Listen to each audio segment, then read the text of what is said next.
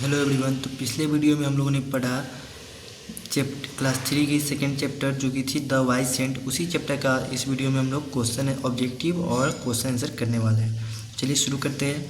सबसे पहले कहता है कि टिक द करेक्ट ऑप्शन, मतलब सही ऑप्शन के साथ, मतलब कुछ ऑप्शंस दिए गए। चूँकि यहाँ पे देखिए तो MCQ है, मतलब मल्टीपल चॉइस क्वेश्चन, मतलब एक से अधिक ऑप्शंस दिए गए होते हैं एक क्वेश्चन के, और उसका सही ऑप्शन में जो है टिक करना होता है। ठीक है, शुरू करते हैं। तो फर्स्ट क्वेश्चन कराया था bandit dash the saint that he would follow his advice.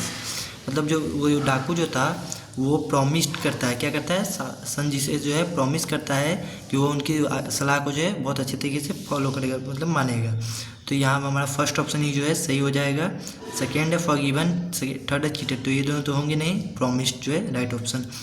Second है looting people has become my dash.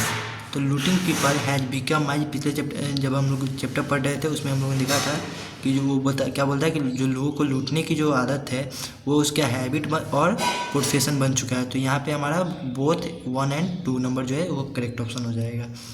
Third है the bandit was leading his life as an dash man.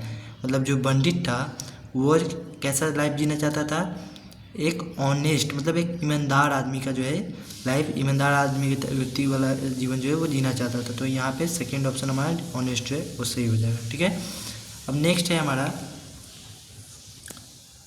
हमारा वो है fill in the blanks. First कर रहा है कि you are a dash soul, मतलब you are a pious soul. कौन सा सोल? पीएस सोल, मतलब तुम एक धर्मपरायण व्यक्ति हो। सेकेंड है द बंडिट डैश। यहाँ पे ध्यान दीजिएगा कि पीएस का मतलब जो है धर्मपरायण भी हो सकता है और धर्मनिष्ठ भी हो सकता है। तुम्हें तो इसमें कन्फ्यूजन नहीं करना लाना है। यहाँ पे पीएस कहेंगे अगर धर्मनिष्ठ भी है या पे धर्मपरायण, तो दोनों सही है। ठीक है, नेक्स्ट है the bandit dash the saint that he would follow his advice. इसका में ऊपर ही था कि the bandit promised the saint that he would follow his advice, तो यहाँ पे क्या हो जाएगा, प्रॉमिस्ड हो जाएगा। सेकेंड है third one is dash show me another way to change my ways. मतलब मुझे कोई और रास्ता बताइए, तो ये यहाँ पे प्लीज हो जाएगा। वो कहता है, पंडित जो है वो कहता है कि कृपया मुझे कोई और रास्ता है अपने खुद बदलने का। उसके 4 नंबर हुआ कि I have another way to dash you.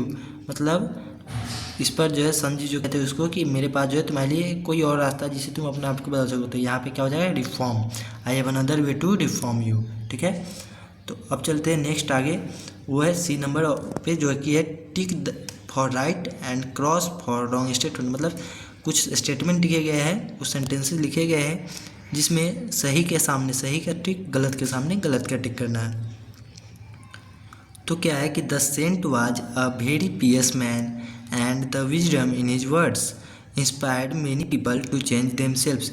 मतलब जो वो साधु जी थे, संत जी थे, वो बहुत ही धर्मपरायण व्यक्ति थे। उनके शब्द वाणी में जो है बहुत ही ज़्यादा बुद्धिमत्ता जो है भरी हुई थी, और लोग जो है उनसे इंस्पायर्ड होते थे और खुद को बदलते थे। तो ये बिल्कुल सही बात है, तो यहाँ पे सही का सही। सेकेंड है bandit to wishes to live in the society as an honest and respected man. मतलब बंजी जो था, वो डाकू था, वो चाहता था समाज में एक ईमानदार और एक सम्मान के व्यक्ति की तरह जीना। तो ये भी सही बात है। थर्ड है the saint gently put his hand on the bandit shoulder. ये भी सही बात है। जो बंडित मतलब जो संत जी थे वो उसके कंधों पर, डाकू के कंधों पर हाथ रखते हैं, तो ये बात है सही। The saint was a sinful person. तो यहाँ सिंफुल पर्सन जो पापी आदमी जो था वो संत जी नहीं थे, वो कौन थे, वो था वो डाकू। तो यहाँ पे गलत हो जाएगा। ठीक है, तो ये गलत। तो चलिए नेक्स्ट की तरफ चलते हैं। तो वो है हमारा आंसर द फॉलोइंग क्वेश्चन। इसमें क्या है, what kind of man the saint was. मतलब जो संत जी थे वो किस प्रकार के आदमी थे। तो मतलब संत जी जो थे वो किस प्रकार के आदमी थे। तो the saint was a very pious man and the wisdom in his words. मतलब जो संत जी थे वो बहुत ही एक धर्मपरायण व्यक्ति थे, और उनकी जो वाणी थी उसमें बुद्धिमत्ता जो है भरी पड़ी थी। ठीक है, नेक्स्ट क्वेश्चन जो है हमारा वो है why did the bandit want to give up his old way of life. मतलब जो डाकू था वो अपने ओल्ड लाइफ को जो है छोड़ना क्यों चाहता था। तो इसका क्वेश्चन में से ये हम लिखेंगे आंसर यहाँ से कि द बंडिट वांट, V2 कर देंगे, wanted, the bandit wanted to give up his old way of life. मतलब जो बंडिट था वो अपना क्या है, वो जो डाकू था वो अपना पुराना लाइफ जो है, पुराना जीवन जो है वो छोड़ना चाहता था, बिकॉज क्योंकि he wanted to live in society as an honest and respected man, क्योंकि वो चाहता था समाज में एक इज्जतदार और एक सम्मानित और एक ईमानदार व्यक्ति की तरह जीना। ठीक है, नेक्स्ट क्वेश्चन की तरफ चलते हैं। तो वो है what advice did the saint give to the pandit the first time. मतलब कि क्या है कि पंडित संत जी जो थे वो पंडित को सबसे पहला बार जब मिलता है उससे तो उसके क्या सलाह देते हैं। तो at the first time the saint gave advice to the bandit was impressed to him. मतलब फर्स्ट टाइम जब आता है तो संत जी उससे जो है इम्प्लेस करवाते हैं, मतलब कसम टाइप का मतलब खिलवाते हैं, जैसे बंधक उंधक टाइप करवाते हैं, जिससे कि वो आगे कुछ गलत ना करे। फोर्थ नेक्स्ट क्वेश्चन की तरफ चलते हैं। तो how did the saint finally manage to reform the bandit. मतलब आखिरकार जो है संत जी जो थे वो कैसे उसको जो बदलने का जो सुधरने का जो तरीका था, सुधरना चाह रहा था, उसको कैसे मैनेज करते हैं। तो the saint finally manage to reform the bandit, मतलब जो संत जी थे वो आखिरकार जो कैसे मैनेज करते हैं उसको, by saying that you are free to loot people and treat them the way you like.